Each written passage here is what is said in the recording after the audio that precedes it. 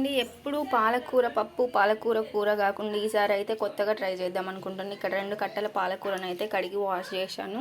అలాగే ఇక్కడ 3 చిన్న సైజు ఉల్లిపాయలు అయితే కట్ చేసి, అలాగే వెల్లుల్లి, ఉప్పు, కారం అయితే వేసి మిక్సీ పట్టాలి. ఇప్పుడు చూడండి, పాలకూర అంతా మొత్తం అయితే ఇలా దీంట్లో అయితే వేసాను. ఇదైతే మిక్సీ పట్టేసాను.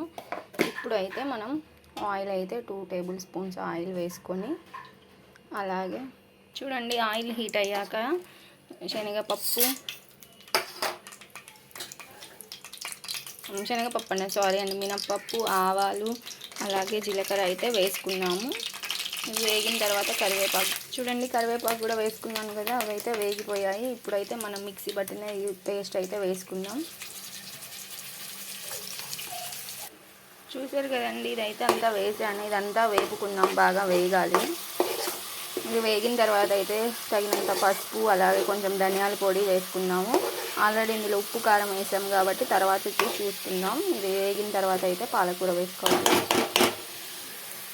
చూసారు కదండి, పసుపును ధనియాల పొడి కూడా వేసాను. ఇవన్నీ బాగా కలుపుకొని బాగా వేగనివ్వాలి. నూనె పైకి తేలేదాకా వేగనివ్వాలి.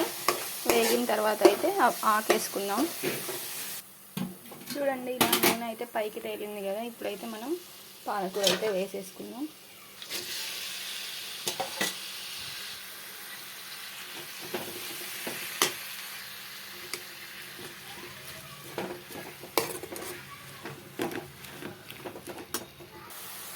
చూసారండి, ఇలా అయితే బాగా కలుపుకున్నా. ఇప్పుడు ఇదంతా దగ్గరికి మగ్గనివ్వాలి పాలకూర అంతా. అందులో అయితే ఉప్పు కారం సరిపోయిందేమో చూసుకోవాలి.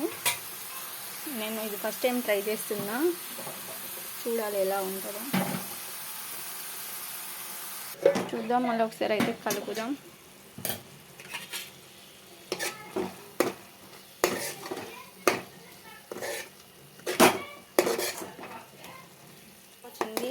ఉప్పు కారం చూశాను, కొంచెం పడతాయి, అందుకే వేసాను. ఇంక ఇది వేసి కాసేపు వేగితే ఇంకో 5 మినిట్స్ అయితే అయిపోవచ్చింది. ఎంత మగ్గిపోయింది చూసారా, ఎంత అయిందో.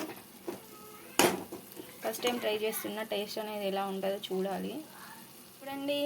చూడండి ఫ్రెండ్స్, ఫైనల్గా ఉల్లికారం అయితే రెడీ అయిపోయింది. పాలకూర ఉల్లికారం టేస్ట్ చేశాను, చాలా అంటే చాలా బాగుంది. ఇంకా రైస్లో ఎలా ఉంటుందో చూడాలి. రైస్లో తిని చూశాక నా రివ్యూ అనేది, ఫీడ్బ్యాక్ అనేది ఇస్తాను. చాలా అంటే చాలా టేస్టీగా, యమ్మీగా ఉందండి అసలు.